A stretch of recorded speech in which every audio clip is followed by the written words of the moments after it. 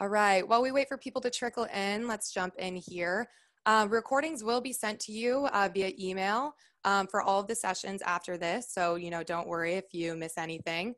There are 3 more sessions tomorrow. Tomorrow's category is content. So if you haven't registered for those, you can do so at pubtelligence.azoic.com.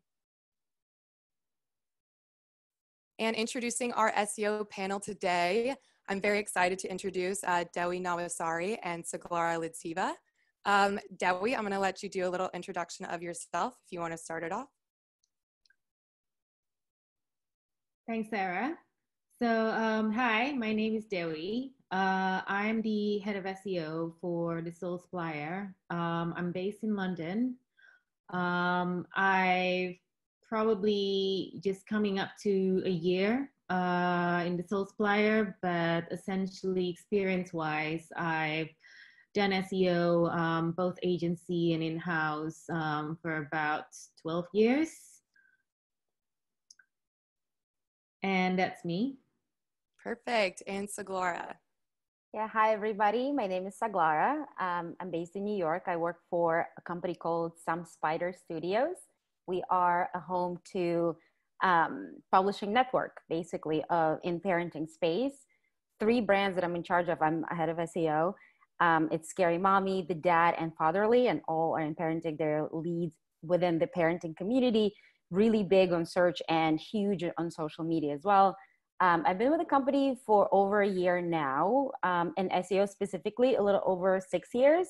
Prior to that, I ran my own business and things like that. So it's kind of like very multifaceted background, so to speak. All right, I think we're ready to kick off this SEO panel. I'm going to go ahead and stop sharing my video so we can jump into the questions. All right, our first question of the day. What are the top 3 most important SEO elements to focus on in 2020? And we will start this question off with Saglara. Sure. I would even rephrase it, I think, for a better comprehension, maybe the 3 most important things you need to have in order to succeed in search, right? And number 1, I would always say, is a quality content, very high quality content, fast, technically sound websites, pages, and quality inbound links.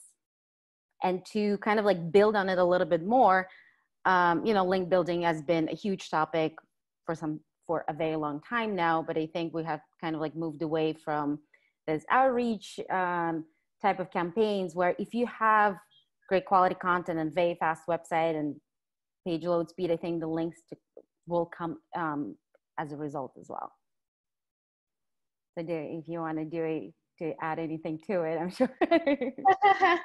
I completely agree. I think those 3 that you mentioned are really, really important. And if I can add is, I actually put my first one as being back to basics. I've always been an evangelist in sort of going back to basics, meaning sort of, there's a lot of new things that comes in the SEO world, but then there is also, I've seen many online businesses not having the basics right. So always, the most important thing to do is getting your basics right to ensure that all your content are relevant and crawlable by search engine bots, and obviously relevant to the users. Another thing that I think is really important in this year is mobile usability and friendliness. I know there's a lot of talk about site speed and mobile responsiveness, and those are really, really important. And it's just a matter of just making your users happy, really. That's it's about getting your site trustworthy. It's going beyond that. So if you see in certain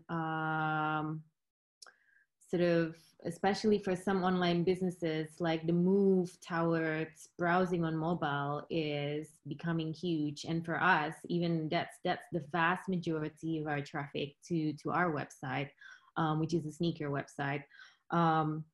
It's like getting everything right for your mobile audience is really important. So focus on your mobile usability friendliness. The third one that I would focus on is what a lot of people have been talking about around EAT, which is expertise, authoritativeness, and trustworthiness. So it's about asking a question of like, is your content relevant for your audience? Are you always reliable? Are you always the most reliable source of information for your audience? Do you engage with your audience on all the right mediums? Like Saglara mentioned about link building. And link building can be all sorts of things, you know, content marketing, you know, maybe a lot of your audience is in social media, you know, that's also to me a form of link building as well. So where you know your audience like to engage, you want to be sure to be there as well. All right. Much more expansive answer to the question. I don't know. Yeah. Anyways. All right, moving on. Is site speed an effective factor for page ranking? If not, when may it ever become a ranking factor? So Dewi, let's start with you for this question. So it's a yes and a no for me. I've seen improvements in rankings firsthand when there is a proper address on it. But then that's sort of like, you know, when you think about, again, a lot of things are moving towards mobile. And a lot of the trends of ranking factors are moving towards mobile first, and site speed is actually part of, you know, the experience of browsing on mobile. So I've seen firsthand when we significantly improve on load speed that it actually did impact our rankings. But as a, you know, on the other side, on my no answer, equally, let's say a website like with really, really high authority, like the BBC, with really high authority content, relevant and trustworthy to the users, can definitely get away with being slower. So that would be my answer. Yeah, to build on that a little bit more, for sure, it's always, it depends, right? So Google did confirm that it's a ranking factor, one of the top ones. Why? Because again, to your point, everything is mobile now, right? It's been mobile first since 2018 officially. And similarly to Sole, we also have across all three brands, mobile takes about 90% of our traffic. So it's really, especially if you're if you are a smaller website or smaller publisher and things like that, you try to eliminate every possible challenge, right? So if you are struggling to create content quality content at volume, maybe focusing on specific topics, but making sure your page load speed is as fast as you can possibly get. So that is not an issue. We did see increase 10 to 15% on our biggest platform, which is Scary Mommy, by improving page load speed, and on mobile specifically. So we had implemented a little while ago AMP pages, which is a debatable topic, but it did give us a significant boost. And again, this is something that you can use as an additive, I believe. So if you don't have a quality content that serves the user intent for what, you know, the topic is or the keyword is, your page or the website can be flying, but you still won't see, it will be initial increase, but it won't last if your content doesn't follow in quality. All right. What are your thoughts on web core vitals? How important will they be for rankings? Let's start with Saglara. Sure, and I think it's kind of continue, which is a nice flow. It continues to build on top of, you know, the mobile first experience, the user experience on site, because I think Google had, when they completely turned wheels on the mobile first, and everything that we've known so far, they just packaged it up in one bundle, right? And it's all the core, like web core vitals, which is all about the page load speed, how interactive your page is, which a lot of people tend to confuse, right? It's really how fast the browser reacts to a user click or like on the button, on the link, or some, you know, something similar to that, and the visual stability. So I think the web core vitals are vital for publishers specifically, especially the visual stability part, where, you know, if you are as a user land on a page with supposedly great quality content and you keep scrolling and then there is some intrusive ads that are happening, or the website is a little slower, or the links are not working from the get-go, that's gonna affect your page and your website negatively. So I think the idea behind this little package, right, that Google had created is for the publishers or the website owners who aren't so well versed in tech to know exactly what they need to be doing, like tactically, if you're hiring a dev or you're doing it yourself, that, you know, if it's the largest contentful paint, right, it's everything that impacts, not everything, it's a part that impacts the page load speed, you will need to address that. So like the most important thing is for your website, for the page to load in 2.5 seconds. This is like the most, it can be a little slower, right? It's like 75 percentile. But I think it's for comprehension, right? We've known those things all along as professionals, but everyone, I'm personally not horrendously technical. So, you know, knowing those things, like which ones that you actually need to pay attention to, that will help with your rankings. That's something that is definitely helpful. And I do think it's here to stay because we continue just building on this mobile user experience. That would be my answer. I love that. I love that, Saglara, what you mentioned when you say Google make this little package of like, okay, mobile first, and here are a checklist for you. And we are building on that checklist. I love that. Actually, I would use that next time. You take it. Yeah, I think, and to build upon Saglara's a talk about this little package. There is definitely a talk about web core vitals being a factor in 2020. How big it's going to be, we don't know. My guess is that, you know, because it's going to be included and it's built upon this package of going into mobile first era, and being user optimization factor, I think it might be a slow burn, just like the site speed. You know, Google mentioned site speed like for a very, very long time now. And for us to actually in the industry to see it being more and more significant every year, it's actually a slow burn. Because, you know, for us, the expert, we know, oh, this is important, but for everyone else out there, you know, the entire World Wide Web, it is actually a resource heavy, development heavy thing to address.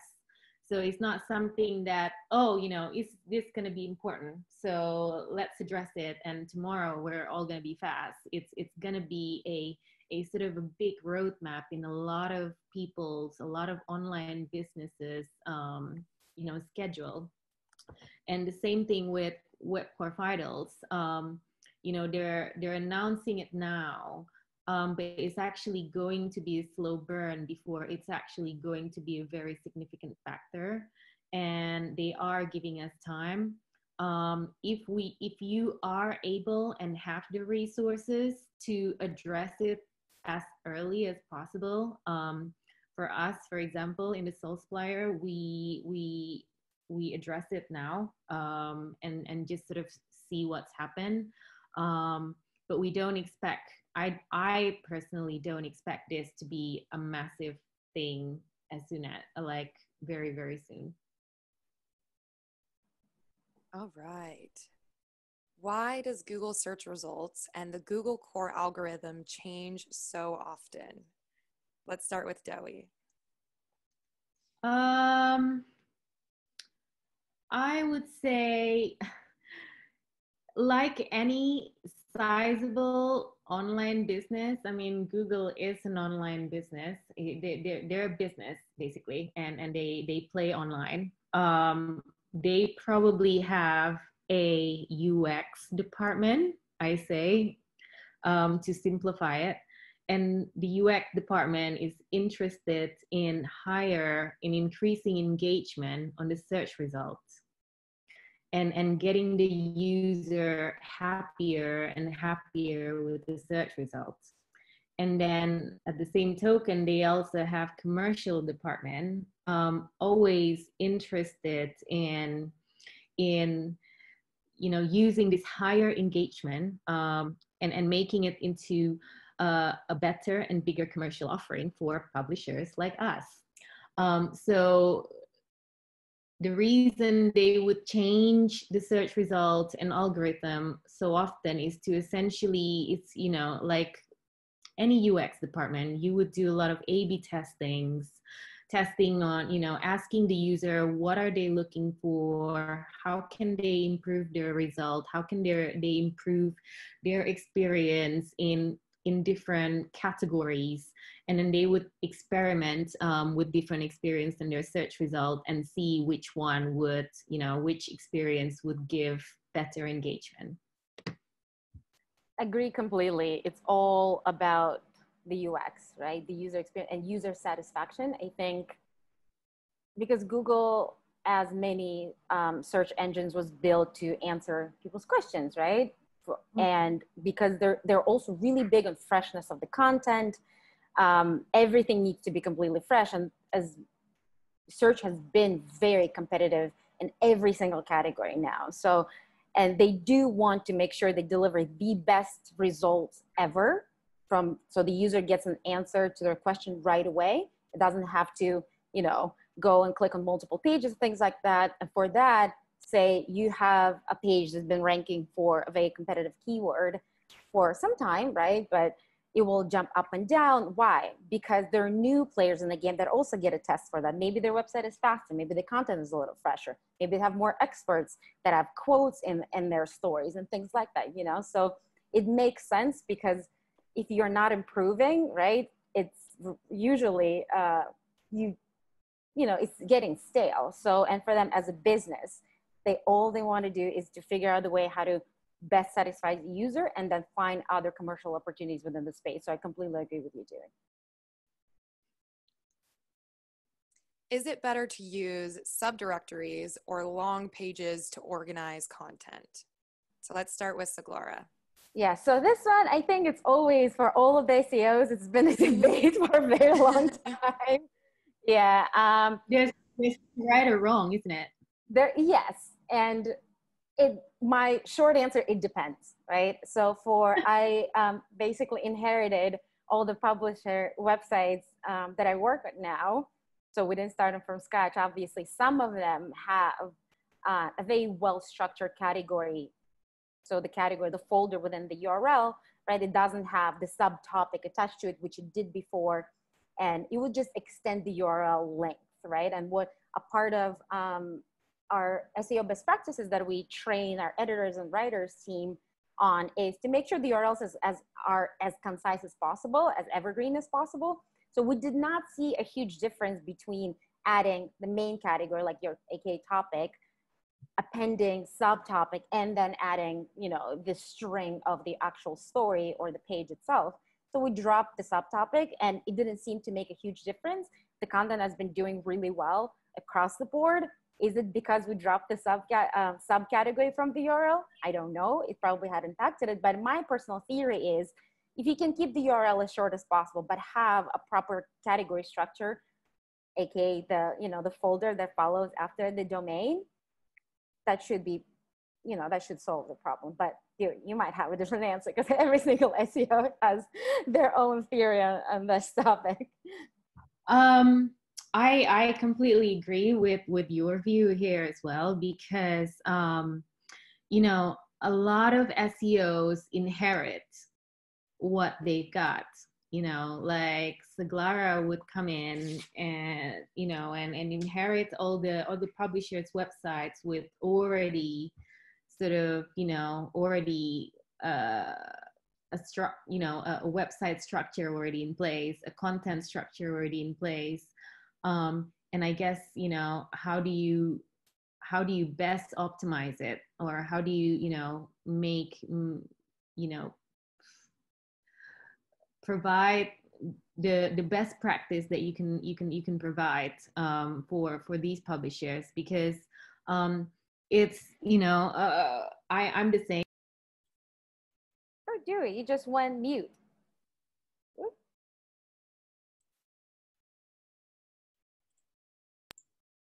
That was weird. I didn't press anything. What did I do? Okay. So I don't know how long I spoke without being heard, but I'll just assume. But yeah, so when I joined the Sole Supplier, I also already inherit, an already made structure. So, and from what I've seen, there isn't a huge difference, or which one is better, because the way I see it is with structure is all about the interlinking of it. So if you come to a website and you can see the big topics already signposted, you click on it, and then when you click on it, you see all the subtopics. That, to me, as a user, is the big thing. And I think for search engine bots, the way they view your website is through the eyes of the user nowadays. So it doesn't really matter whether your structure has to be sort of, in a specific way, but it's about the cross-linking to your content is quite important. So always making sure, your major topics are signposted on your navigation, on your top navigation. And then under those big topics, all your subtopics are always signposted. That's my view. Agreed. Yeah. All right. Is using Google's suggested keyword results when entering focus keyword phrases in Google search a good way to tell source content ideas that will rank well? Let's start with Saglara for this one. Sure. The short answer, it depends. It's always going to be a short answer for everything for me, because we can't really look at, keyword research or just SEO generally as this, like, if I do this one thing, will it make me rank well, right? It's always a congregation of things. Like, what do you do well? To Dewey's point, like, get your basics right. But for this specific, to answer this specific question, is it will help for sure. And a couple of things you can help with. Number one, if you are brainstorming like a story idea, right? If using the screenshot, an example of the screenshot, if you're thinking as a broad SEO strategy, I want to own a topic, like I want to rank well for something camera related, right? If you have like a tech website of reviews or something. So you start typing in, and the Google suggests why it's so helpful, because it provides you the most relevant, the most searched terms of other users related to something that you're typing for. And it happens live, which is amazing. And in this case, specifically, do you want to rank for camera? that'll be great. But again, it might not get a lot of clicks because it's way too topical, right? Way too broad. So the user intent is very vague. But when you look through it, if you're browsing for an idea what to write about for a story, camera reviews, maybe something right up your alley, right? Another very popular suggestion is camera-ready cosmetics, which is in beauty. It's a completely different thing. The third one is camera store, which is local search. And it's kind of mimics the way you would have just Googled keyword camera, because what Google tries to do when you type in something very general is trying to gauge what's your intention. Like, what are you trying to find? Are you trying to find what's the best camera to buy? Are you trying to find a store where you can go and check it out? Not now, because we're on a pandemic. Or is it because it seems like camera ready cosmetics is a big thing, maybe because of the pandemic, and we're all now doing this video conferencing situations, that maybe there's a beauty stuff that is really heavily attached to cameras now. So it's great for gauging ideas, right? What are the users actually looking for? Because the search, again, is built to answer people's questions. So do you want to build content that is just talking about cameras? Maybe not. You can go a little bit more granular. This is one way of using, it's a very good part of using this tool, right? It's free also. Another thing is, if you have a piece of content, for example, it's camera reviews, right? It doesn't do so well. Similarly, you can start typing in Google reviews and it will give you more suggestions that are more long tail, more granular user intent, lower search volume, but you can add a block that answers that specific question, right, to user into your content. And that's kind of like an endless source of ideas how to update your existing piece. And you can keep going with that. And I think there's a great tool that does it. It's Answer the Public, which does it just aggregates all of the keywords Google suggests people also search for in related searches, which happen all the way on the bottom of the desktop search, and puts it in like this beautiful graphic, which is not very readable, but you can switch it to the table mode where you can read it all. So it's a powerful tool to use if you're using it correctly. And by correctly, I mean, don't just expect creating a page that's camera reviews, writing something and expecting it to rank right away, right? Because what you do, it's all about research.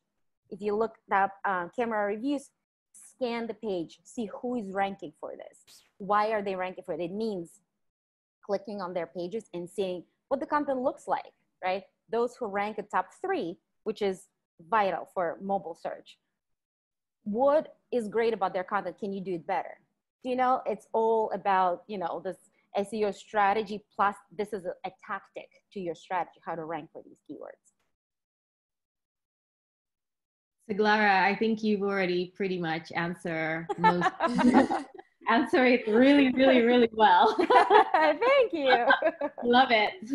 I think I don't have so much to add to Saglara's answer. The only thing I could add is, yeah, completely agree with Google Suggests, giving you a lot of content ideas. It's also sort of, you know, it's quite topical as well. You know, when you type in, let's say, a topic like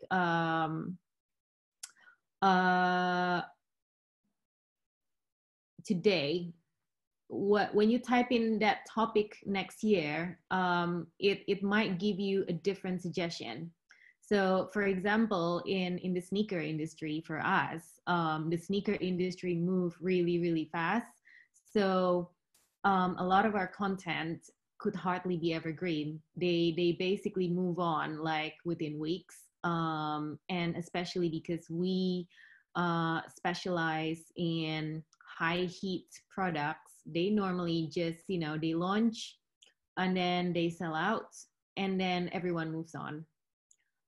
So it's really, Google Suggests, it's actually almost like my daily keyword research tool to research into like what's trending. So let's say if I want to know what's trending in Adidas or in Nike, I could type in Google Suggests and I could type in maybe a silhouette like an Adidas Ultra Boost. And there are probably like 100 different models for Adidas Ultra Boost. And Google Suggests actually does help you in doing keyword research on what products are probably more popular than the others. So this is another way for sort of, you know, publishers that are working in really fast moving content could use Google Suggest for. All right. Is keyword research really helpful for SEO? What tools do you use to get an accurate account of keywords? So we'll start with Dewi for this one. Keyword research really helpful for SEO? Absolutely. I think this is definitely what any SEO would do.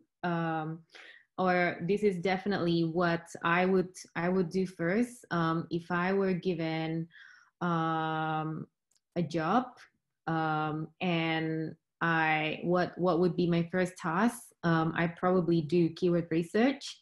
It's really useful because, you know, you find out what your audience are searching for, who are the big players in the market. You know, Saglara mentioned about earlier, you know, when you do keyword research, you find out who's performing well. Can you do it better? What kind of content works well? You know, this is basically the very first thing that you should really be doing when you want to optimize your website. What tools do I use to get an accurate account of keywords?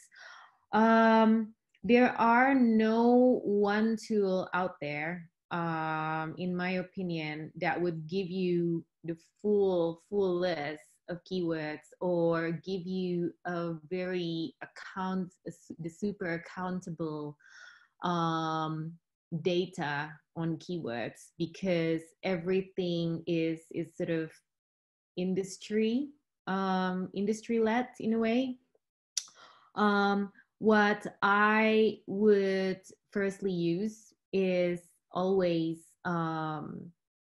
if you have a paid search account, if your business got a paid search account, Google Keyword Planner is always free and really useful. And they also give every keyword sort of a trend as well, which we really care about. So, you know, for example,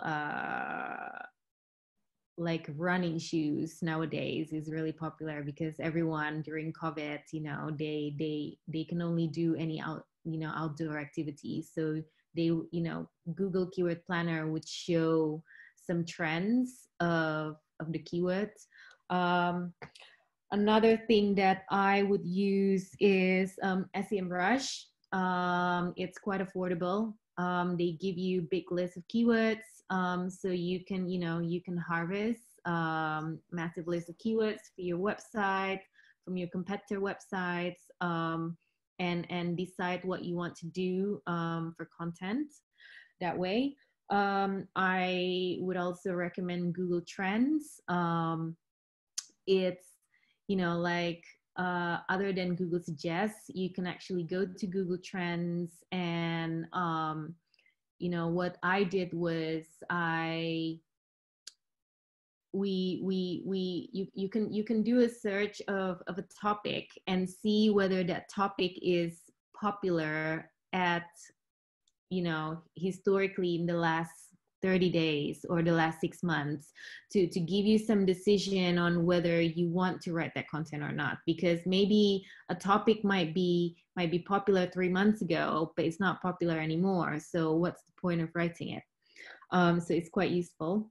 Another thing that I would use, I think Saglara mentioned Answer the Public. That's really good to get ideas of, you know, questions that you can write.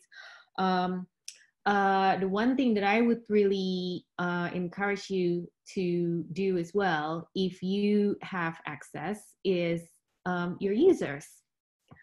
So I think if you engage with your users, you can always get a survey of, you know, asking your users, you know, what kind of content they want. That's also great, to me, a really great keyword research. You can always use, you know, affordable tools, or I think, I don't know whether it's free or affordable, tools like Google Survey as well, to survey your users. There are many tools out there that probably Ezoic can recommend you to use if you would like to survey your users. And last but not least, Google Search Console is really useful. So, you know, if you haven't got Google Search Console, make sure you're verified, because sometimes what you'll find is there are some nuggets in there where you optimize some pages on your website for certain keywords, but then it actually attracts slightly different keywords, or maybe sort of like a more popular keywords. And if you switch out those keywords, the click-through rates could go up. So, you know, these are like sort of little nuggets that you can get from Search Console. Always, you know, sort of take a look at what kind of keywords drive traffic to your site. Yeah, those are, I mean, there's a lot of tools out there. Over to Saglara. Yeah. So to answer the first question, is keyword research really helpful for SEO? It really is the meat of our job, right? It's what I think when you're at the higher level position, you're more in charge of like the strategy. It's like, what are you trying to be? And your keyword research, it's your tactic, how to get there, right? And it's really gauging, again, what's the user intent behind the keywords? Is it for brand new stories, or is it something that you need to do continuously to update your existing content that does well, or content that doesn't do so well, and why doesn't it do so well? So it is extremely important. Is that literally 95% of our jobs. Which tools do I use? I think Google Suggest is definitely one of the big ones. One of my favorite tools, and it's also very affordable, it's a Chrome extension. It's called Keywords Everywhere. If it's available in your country, I highly recommend downloading it. What it does, it aggregates search volume data from Google Ads, Keyword Planner, as Joey mentioned, and provides all the search volume appended to the keywords within the search bar. There's a right-hand side rail that also aggregates search volume for people also ask, you know, the infinite block in the search results, and related searches as well. So you can do this rapid keyword research, but not necessarily, there is an option to export certain things if you do it in mass. But if you're looking at something more tactically, it's very easy. So you type in a keyword, and within the Google SERP, you can see how much of a search volume that keyword entails. And it also has an added benefit to appending estimated traffic and number of keywords that every single blue link within the first page is ranking for. It's a very powerful tool, and it's fairly cheap. I would say I probably load in, it's by credits. I don't remember how the math works. I'll have to look it up, but I'll say I'll pay $50 and I'll just have to renew every couple of months. And I do keyword research 70% of my day, every day. So highly recommend it. Again, called Keywords Everywhere. They're not paying me. It's just, I'm a fan. Mm-hmm. SEMrush, definitely a huge one, especially if you're in publishing. It's probably the most user-friendly.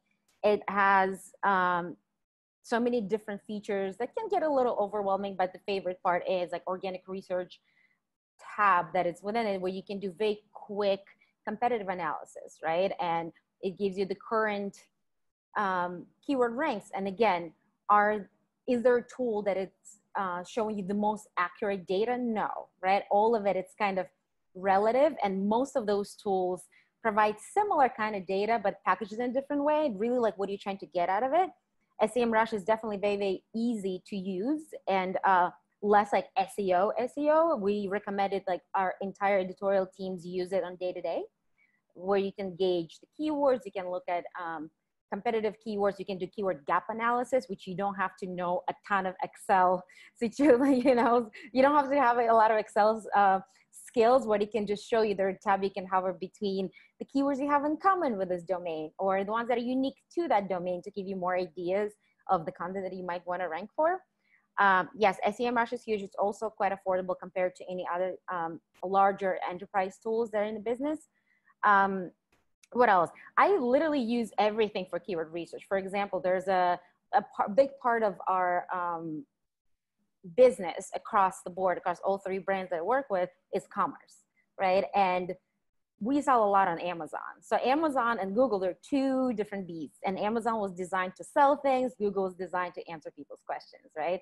So a lot of the search volume data you get from Google might not be true for Amazon. And there's no really an affordable tool or any tool that gives you an accurate search volume data on anything on Amazon. But in order to find the keywords themselves, something that I like to do, I go into the most popular, say you want to rank for like parenting books.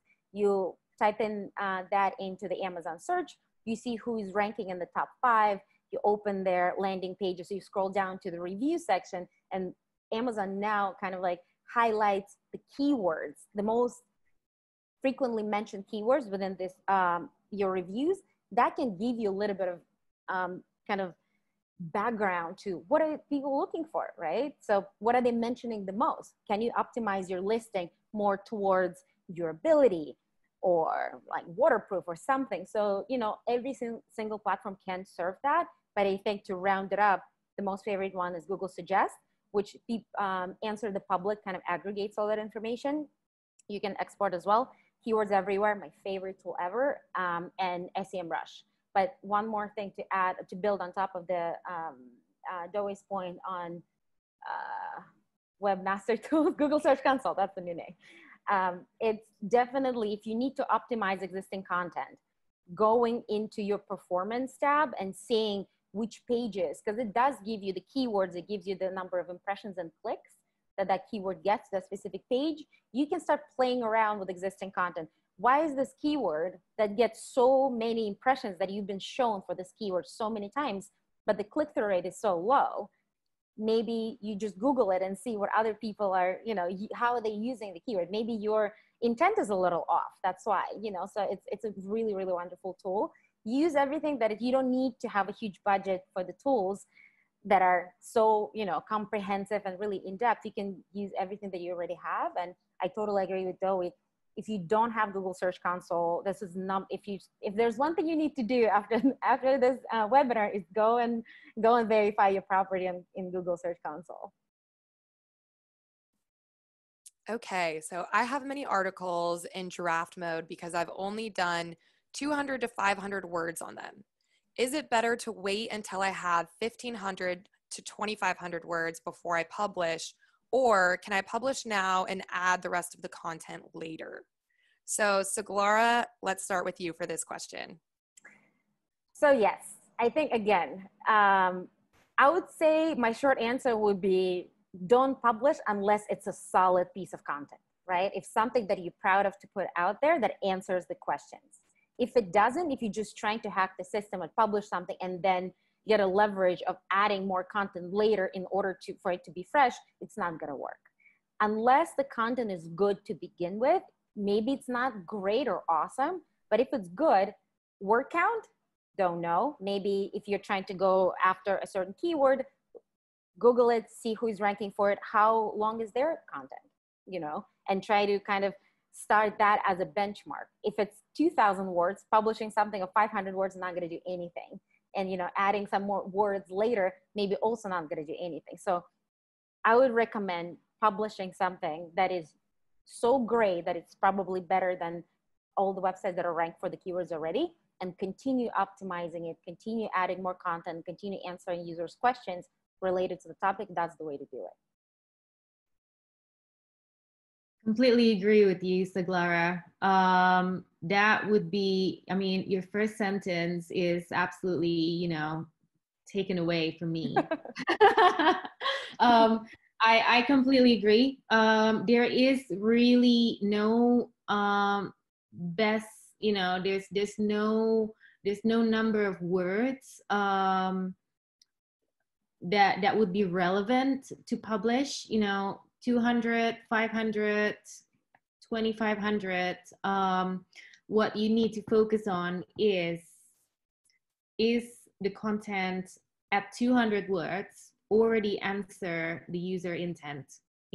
if you're optimizing for a certain keyword and 200 words is already answering the intent, and pretty much everyone else is also, doing probably 200-300 words, why not just publish it? What we've seen, for example, especially in the sneaker industry, because it's moving so fast, there are like hundreds of sneakers, launching every single week. It's like whenever publishers like us or anyone who plays in the space are publishing content, it's normally actually only a few hundred words, because there's not much that you can say about a pair of sneakers. It's more about taking like taking the news out there. Hey, this is coming and it's so cool, and look at it on my feet, look at it on foot. It looks really cool with all this, with all these details. And that's already answered the user's question. So, and then when you say, oh, do I add the rest of the content later? Potentially, because it depends on the kind of industry that you work on. Because if you, let's say, work in an industry where products are, news about products are trickling in, potentially like, oh, this product, oh, here's a glance of this product, is coming like in fall 2020.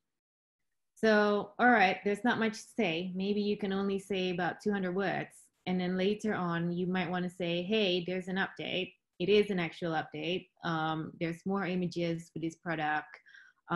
There's more details about this product. Oh, it looks like this product is gonna have all this, all these checklists. And then later on, later on in the year, you're like, oh, actually, we know this product is going to launch on, let's say, September 20th.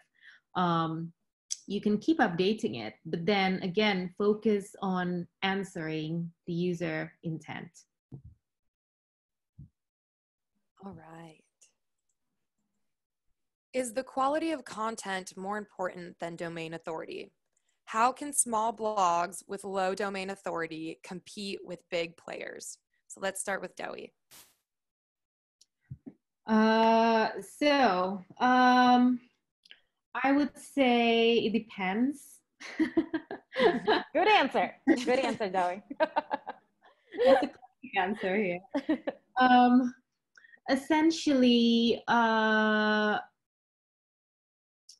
the way it kind of depends on what you're trying to address. If you're trying to address the kind of content that are so popular that the players out there are big major players. Let's say you're trying to address camera reviews. I'm just taking, earlier keyword. And there are already really, really big players out there, then it might be tricky. But then what you can do is you can address, you can look into, doing something niche. Every time you see like a big topic and you see like, oh my God, this is really scary topic, and there are so many big major players out there. How do I win? Focus on, I would say, more niche topic, and focus on niche topic that you are confident you have the expertise on, because at the end of the day, it's domain authority happens because, the big players or whoever the players are the trustworthy source, the reliable source of answer. So if you want to compete with these guys, you have to make sure that you are reliable as well, and you are going to be the authority on a subject. And if you are an authority on a subject, then really focus on that. Don't try to sort of address everything. Try to focus on small thing that you really, really know you're going to be really good at. And nowadays, you know, I would say don't focus on all your efforts on one basket, because you know, like Saglara mentioned, like, you know, depending on your business model, like her business model is playing in Google, there's, you know, playing in Google, playing in Amazon. We don't play in Amazon. And there's a lot of other businesses or other publishers that doesn't play in Amazon, but they also play in social media, for example. And social media is also a really good place for you to kind of start getting a small engagement. If you know that you've got really good content, trustworthy content, engaging to your users, start building your audience there. And then once you build your audience there, you know, you can start sending them to your site. And then your website will start garnering authority for the topic that you're talking about. So I would say it's building up on a topic that you're really good at, and don't focus on, you know, engagement on just SEO, but try to focus on multiple different mediums for your engagement. And yeah, start from there, I would say, if you want to compete. Yeah, completely agree. Especially on the niche part of it. And as a small, assuming whoever asked the question is, you know, from a smaller website and things like that.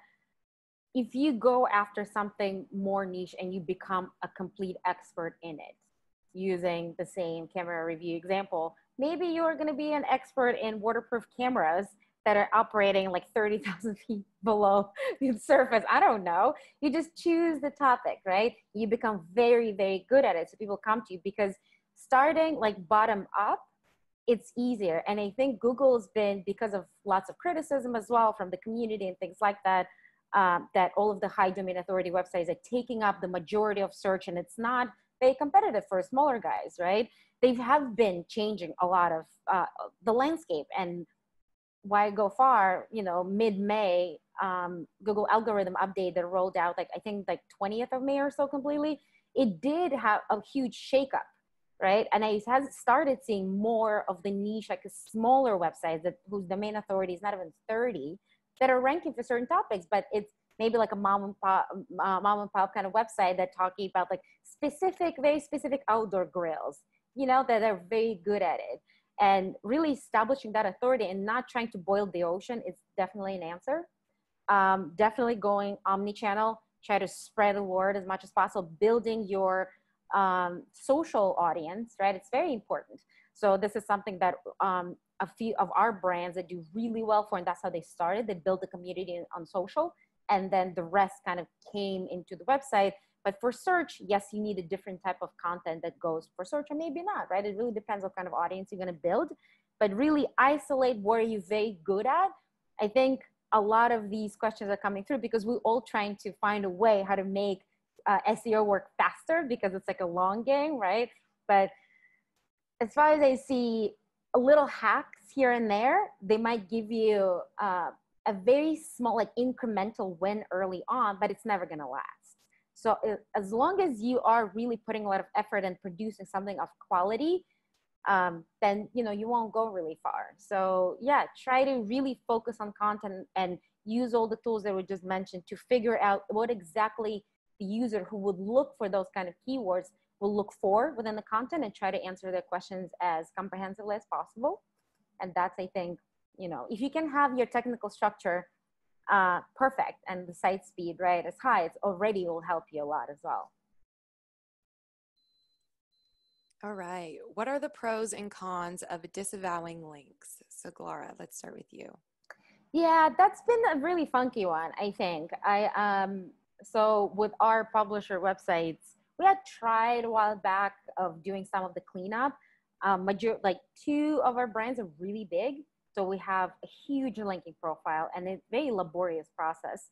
And it did not give us, the benefit as far as I could see. So we got to put a trust in Google's change that they've made. They just devaluing certain links and they seem to be doing a pretty good job. I feel like if you do have a little bit of time on your hands and you're a smaller website with a smaller link profile and you see this like a spike in spammy websites linking to you with, specific keywords, it's probably worth a shot, because just trying to, go back to basics, to Doga's point, as to make sure you keep your side of the street clean. But if you already have established platform, established publisher, it might not be, worth the time. It's just my opinion. Though, you let me know if you had a different experience. It's the same for me. I think so. At my previous job, where I used to work for a big website, we tried to sort of go through our backlinks, find all the toxic ones, disavow them. Didn't really do anything, to be honest, because for really, really big websites, normally we get, at the time, get lots of natural links already anyways. So, the toxic links are actually just a small portion. And I mean, they look quite worrying, but then when we disavow them, nothing happened. I mean, it just kind of like, I guess, tick a box, really. And like Saglara said, Google actually has been doing really, really good job in keep updating their algorithm to devalue these links. So nowadays, I think what a lot of SEO experts would advise you to do is, unless they become maybe a huge majority of the backlinks you have, and potentially you've also don't have the basics right. These is one of the things that you want to address. But otherwise, it's not really something, something that you need to worry about. I can also say that, now that I work for a smaller website, or, not as big of a publisher, we actually had a lot of weird toxic links linking back to us, and I've actually made a decision that we're just not going to do anything about it, and so far nothing's happened, again, because I think Google has been making strides in really devaluing these websites. So yeah, unless you have major problems in your site basics, toxic backlinks as the majority of your backlinks, probably nothing to do here. Okay, what is the best way to remove index bloat caused by parameterized URLs? So Dewi, let's start with you. Sure.